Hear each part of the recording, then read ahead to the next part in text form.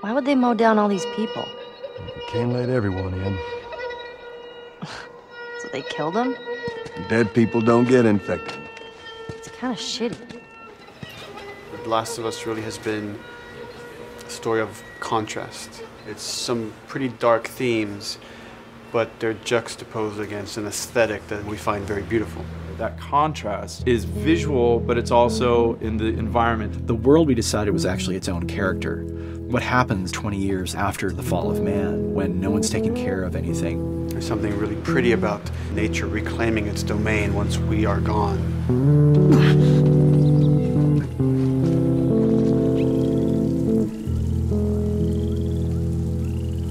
So everything we're doing in the environments is relating back to what you should be feeling in the story or what's happening to these characters. You as a player, you as Joel, you can look at these things and reflect about how much we've built and what we've lost.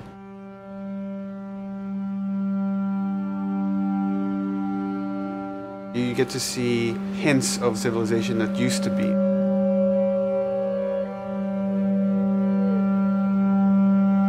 Each level has, a lighting artist, a modeler, and a texture artist, and we all work together.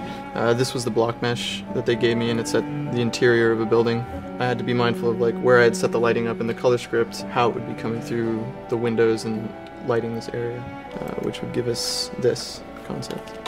I keep everything on separate layers, so say if they don't want the guys in the concept, I can take them out, or if they don't want the closet there, I can take that out really easily. Keep everything really flexible. With Naughty Dog, we really try to cultivate a culture where anybody is encouraged to criticize anybody else's works. And we find that the more we do that, the better the game gets. We don't have a lot of meetings because most of the meetings are you and two other people hanging out at somebody's desk. If you need something to get done, you just go find that person and you talk to them about it. So, dude, I was actually trying to figure out right here, there should probably be some dead foliage. It might be cool to see some of the dead stuff around the edges of the green or even spilling out into the street. Maybe what we do is, in some of these areas, we use it as a transition from the actual concrete up to the side of the building. So they're almost sitting on top of a bed of dead foliage, that really rich kind of orangey brown color. Sienna or something would be nice. Something real cheddary. That's how you know you're done. The end product often ends up being stronger because that bouncing back off somebody else gives you a result that maybe you wouldn't have even thought of in the first place. All right, here's the bridge. That's our way out of here. Mandatory evacuation.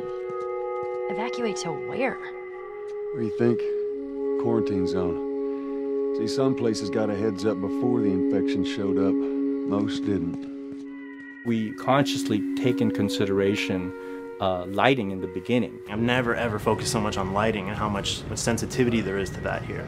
Did you talk to the character artist about her hand? So her face is getting a lot of speck, but then her arm is just bone dry. You think something we can tweak in shader? We'll have to send back to character team Michael to take a look. I can play with the lights and see if that's creates more spec. Yeah. So all the characters cast soft shadows onto the environment. Even when there is no direct sunlight or no direct light sources, we still have nice fuzzy shadows. Damn, that's quite a drop. If you shine a light on a red wall, it will bounce the red lighting of the whole environment, making it red. Everything should have a bounce lighting, otherwise the world is gonna feel dry and unrealistic.